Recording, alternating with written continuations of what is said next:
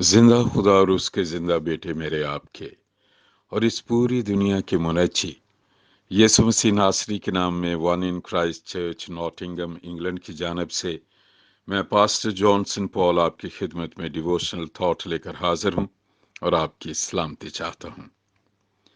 खुदाए कदूस के हयात, निजात और इत्मीनान बख्श कलाम यानी बाइबल मुकद्दस में से खुदाम यीशु मसीह की इंजील मुकद्दस मत्ती की मार्फत लिखी गई उसका 6 बाब और उसकी 33वीं आयत मैं आपके लिए पढ़ना चाहता हूं। The gospel of our Lord Jesus Christ according to Saint Matthew chapter number 6 verse 33। पहले तुम, मैं दोबारा पढ़ता हूं, बल्कि तुम पहले उसकी बादशाही और उसकी रास्तबाजी की तलाश करो तो ये सब चीजें भी तुमको मिल जाएंगी। बस कल के लिए फिक्र ना करो, क्योंकि कल का दिन अपने लिए आप फिक्र कर लेगा। आज के लिए आज ही का दुख काफी है। खुदा का कलाम पढ़ा और सुना जाना बरकत का बायस हो। अगर खुदा यीशु मसीह की ये स्टेटमेंट या जो उन्होंने हदायत की बहुत बड़ा भेद बताया सब चीजें हासिल करने का, तो आप इस 33वीं आयत वर्स नंबर 33 से ऊपर अगर आप छठा बाब पढ़ेंगे पूरा, तो उसमें खुदाम यीशु मसीह ने रोजे के बारे में बात की और फिर ये है कि जमीन पर माल जमा ना करो। फिर खुसूसन ये रोटी कपड़ा और मकान की बात की है कि फिक्र ना करो हम क्या खाएंगे, हम क्या पहनेंगे, हम क्या पिएंगे, या मुस्तकबिल के बारे में फिक्र ना करो। तो वो कहते हैं कि बल्कि पहले तुम, मैं इससे ऊपर वाली आयत आपके लिए पढ़ना चाहता हूं 31 और 32वीं आयत भी। इसलिए फिक्रमंद होकर ये ना कहो कि हम क्या खाएंगे या क्या पिएंगे या क्या पहनेंगे, क्योंकि इन सब चीजों की तलाश में गैर कौमें रहती हैं और तुम्हारा आसमानी बाप जानता है कि तुम इन सब चीजों के मोहताज हो। बल्कि तुम पहले उसकी बादशाही और उसकी रासबाजी की तलाश करो तो ये सब चीजें भी तुमको मिल जाएंगी। उनका कहने का ये मतलब है आसमानी बाप के खुदा की बादशाही और खुदा की रास्तबाजी को पहले तलाश कर लो, ये दो चीजें। तो ये जिन चीजों का तुम्हें हमेशा दिन रात फिक्र रहता है ना, वो खुद ब खुद तुम्हें मिल जाएंगी। अगर हम देखें तो हम इस आखिरी बात से शुरू करते हैं। बच्चा जब पैदा होता है वो अपने माँ बाप की दौड़ को, एक ही दौड़ को देख रहा होता है कि सुबह उठते हैं 24 घंटों में 20-20 घंटे 18-18 घंटे काम करते, चीजों की तलाश है, कल के लिए क्या होगा, खाना मैं कैसे, बिल्स मैंने क्या देने हैं, और ये फीस वो फीस। तो ये एक हमारी जिंदगी का साइकिल इसी तरह है। और अगर हम जब जब हम दुआ भी करें तो मुझे अच्छी तरह याद पड़ता है कि तकरीबन 95% दुआएं इन चीजों के हासिल करने की ही दुआएं होती हैं। दौलत के लिए, रुपए के लिए, पैसे के लिए, गरीबी में गुजारा नहीं हो रहा, जरूरतों की हम फहरिस्त लिस्ट खुदा को देते हैं कि हमें ये चाहिए, हमें वो चाहिए। तो खुदाम यीशु मसीह ने बड़ी सादा सी बात और बड़ी भेद इसकी बात है। उन्होंने कहा कि इतना तुम्हें फिक्र करने की और इतनी भागदौड़ की जरूरत नहीं है, और हर वक्त रोने पीटने की, और रातों को नींद नहीं आती, और डिप्रेशन में है, एंटी डिप्रेसेंट गोलियां चली गई हैं, और स्ट्रेस में हो गए हैं। उन्होंने कहा कि ये तुम्हें मिल जाएंगी जिनके लिए तुम परेशान होते हो। صرف تم دو چیزوں کی تلاش کرو، کیا؟ خدا کی بادشاہی اور خدا کی راست بازی۔ تو میرے دل میں خداوند نے یہ ڈالا ہے کہ میں اس پر 3 قسطوں میں ڈیووشنل تھاٹ کروں۔ آج میں جو پہلی بات خدا یسوع مسیح نے کہا کہ تلاش کرو آسمانی باپ کی بادشاہی، خدا کی بادشاہی، کیونکہ مسیحت یسوع مسیح نے آ کے اس بات کو زیادہ واضح کیا جب وہ انسانی جسم میں آئے دنیا میں۔ خدا کو انہوں نے باپ کہہ کے متعارف کروایا۔ جنہوں نے یسوع مسیح پر جو بھی ایمان لاتے ہیں وہ جب دعا کرتے ہیں تو وہ کہتے ہیں اے ہمارے باپ۔ تو مسیحت ایک رشتہ بن گیا، ایک عام انسان کا مقدس اور خدا قدوس کے ساتھ رشتہ بن گیا۔ اس کا وہ رشتہ ہے باپ یسوع مسیح کے وسیلے سے، جو یسوع مسیح پر ایمان رکھتے ہیں۔ وہ جب بھی دعا کرتے ہیں، خدا نے یہ سکھایا کہ جب تم دعا کرو تو کہنا اے ہمارے باپ۔ اور خدا یسوع مسیح نے یہ کہا کہ پہلے تم خدا کی بادشاہی کو تلاش کرو۔ خدا کی بادشاہی کیا ہے؟ اس کو سمجھنے کے لیے میں مختصراً اس پہ، ویسے تو یہ بہت لمبا چوڑا ٹاپک ہے، لیکن خدا کا پاک روح میری مدد کرے گا کہ میں بہت مختصراً آپ کو بتانا چاہتا ہوں۔ خدا کی بادشاہی کو اگر ہم نے سمجھنا ہے تو ہمیں پیدائش کی کتاب اس کا پہلا باب، اس کی 26، 27 اور 28 آیات کو بڑے دھیان سے پڑھنا ہے۔ 26 آیت میں خدا نہ منصوبہ بناتا ہے، خدا قدوس منصوبہ بناتا ہے کہ آؤ ہم انسان کو اپنی صورت پر اور اپنی شبیہ کی مانند بنائیں۔ ٹھیک ہے۔ 27ویں آیت میں خدا نے جو منصوبہ بنایا وہ کر دیا اس نے۔ وہاں لکھا ہے اور خدا نے انسان کو اپنی صورت پر، خدا کی صورت پر بنایا، مکمل کر لیا۔ اور ہم اس کی دیکھتے ہیں آدم کو زمین کی مٹی سے بنایا۔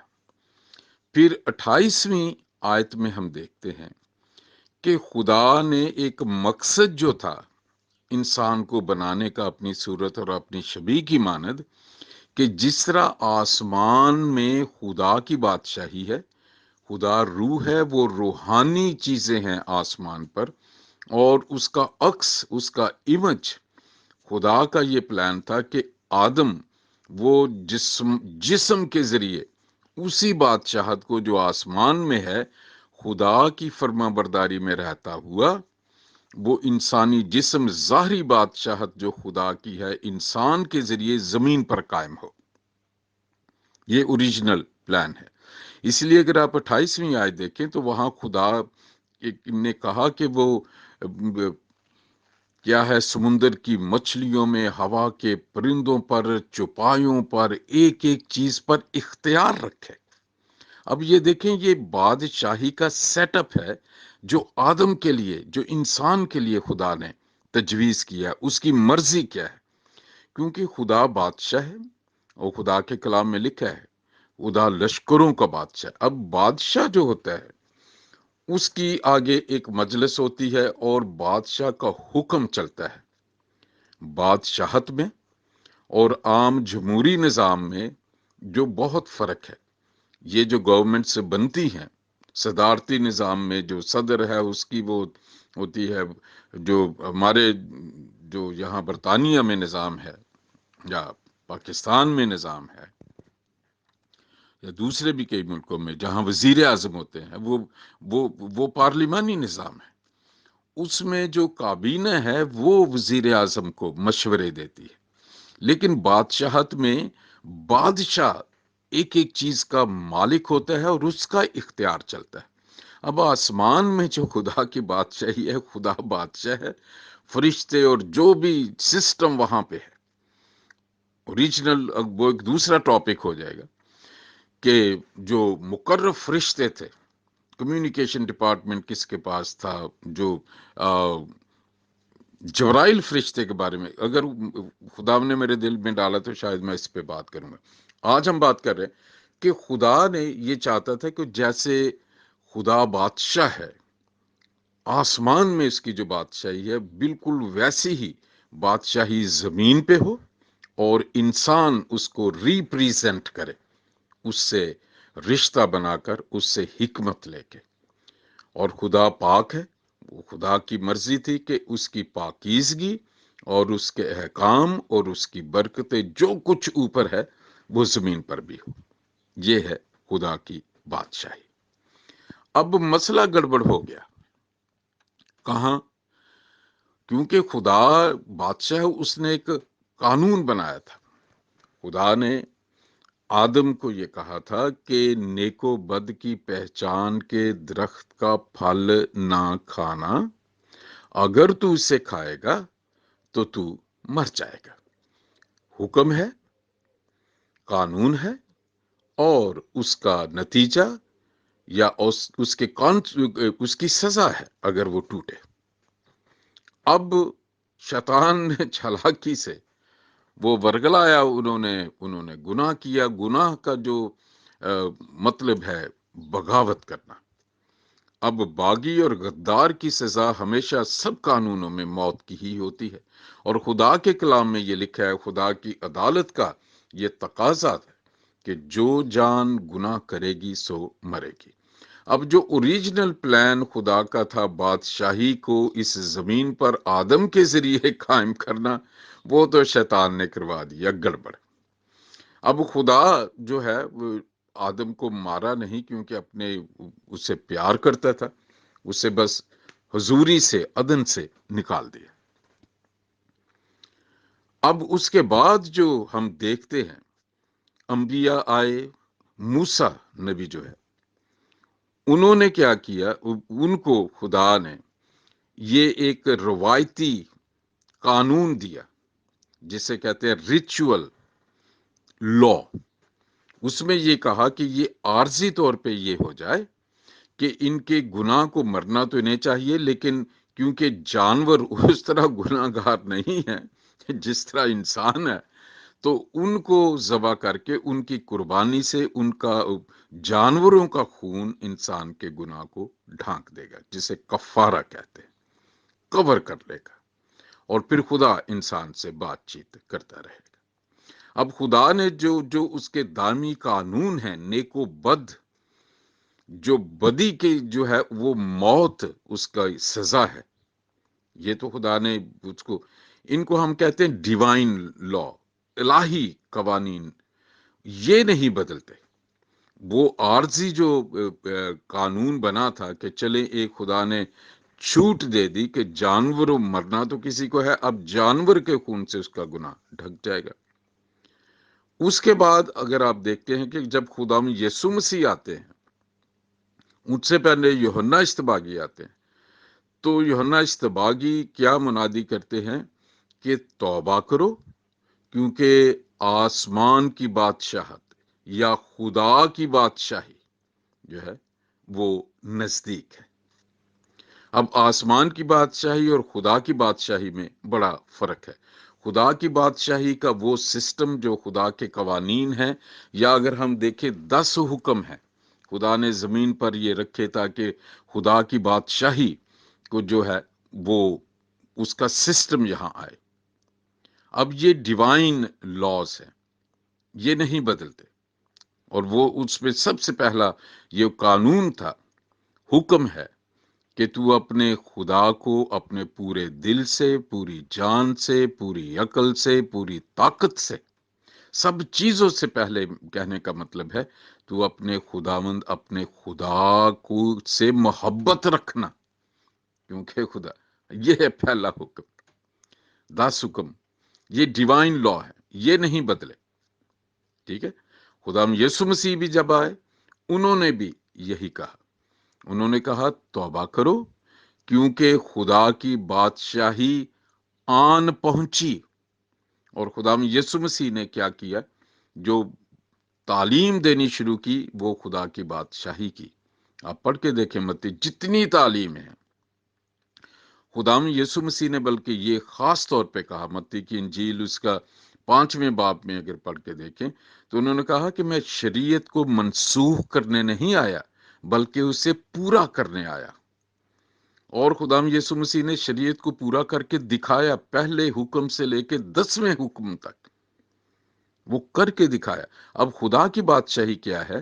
خدا کا وہ سسٹم، خدا کے وہ قوانین، خدا کا وہ معیار جو آسمان پہ ہے، اور خدا جو چاہتا تھا کہ آدم کے ذریعے اس زمین پر ہو، لیکن شیطان نے آدم سے وہ رجسٹری چھین لی تھی اور اسے گناہ میں کرپٹ کر دیا، اس کی نیچر کو کرپٹ کر دیا۔ اب خدا کی بادشاہی کا خدا یسوع مسیح نے اعلان کیا، وہ بتایا کہ کیسے تمہاری زندگی ہونی چاہیے، پڑھ کے دیکھیں۔ اور اسے ہے خدا یسوع مسیح نے کہا کہ پہلے تم خدا کی بادشاہی کو تلاش کرو۔ اب خدا کی بادشاہی میں اگر جب اب میں ذکر کر رہا تھا ورس نمبر 28، جینیسس 1:28، پیدائش کی کتاب پہلا باب 28ویں آیت میں، وہاں پہ خدا نے سارا اختیار رکھنے کے لیے آدم کو کہا تھا، انسان کو کہا تھا، اور پھر اس سے اگلی آیت میں اسے پروویژن تھی، خدا نے دے دیا تھا اسے کھانے پینے کے لیے جو پھل اور سب کچھ خدا نے مہیا کر دیا تھا۔ انسان تو مشقت میں پڑا جب اس کو آدم کو سزا ملی کہ اب تو اپنے منہ کے پسینے سے روٹی کھائے گا، اور بلکہ آدم کو یہ بھی کہا کہ تیری سبب سے، اب تیرے اس گناہ کے نافرما برداری کے گناہ کے سبب سے، اور تو نے توبہ بھی نہیں کی ہے، اسے قبول بھی نہیں کر رہا ہے، بلکہ الزام لگا رہا ہے اپنی بیوی پہ، اور وہ الزام لگا رہی ہے شیطان پہ، تو اس نے کہا کہ اس سبب سے اب یہ زمین لعنتی ہو گئی ہے، اب اس میں تو محنت کرے گا۔ خدا کی بادشاہی اور آسمان کی بادشاہی کیا ہے؟ آسمان کی بادشاہی وہ ہے جب کلیسیا ریپچر ہو کے بادلوں پہ اٹھائی جائے گی۔ خدا یسوع مسیح جب بادلوں پہ آئیں گے، ہڈن ان کی آمد ہے، یہ تسالونیکیوں کے خط میں لکھا ہوا ہے۔ کلیسیا دکھ جب شروع ہونے والے ہوں گے زمین پر مخالف مسیح کے زمانے میں، وہ کلیسیا آسمان پہ چلی جائے گی اور وہاں رہے گی 3.5 سال، اور پھر خدا یسوع مسیح جسے زیادہ تر سیکنڈ کمنگ ہم کہتے ہیں، دوسری آمد، جب وہ یروشلم میں سے زمین پہ آ کے 1000 سال تک بادشاہت قائم کریں گے، وہ ہے آسمان کی بادشاہت، کہ پھر آسمان کی جو بادشاہت کا سسٹم ہے، جو بادشاہ ہے یسوع مسیح، مصلوبیت کے بعد وہ خدا یسوع مسیح نے اس پہ بڑی واضح باتیں کی کہ بادشاہی بھی اسے دی، وہ جب زمین پہ آ کے اس بادشاہت کو اسٹیبلش کریں گے، وہ ہوگی آسمان کی بادشاہت۔ ابھی ہمیں خدا کی بادشاہت میں آنے کے لیے جب ہم یسوع مسیح پر ایمان لاتے ہیں، آپ الیشا نبی کو دیکھ لیں، ایلیا کو دیکھ لیں، ہنوک جو ہے،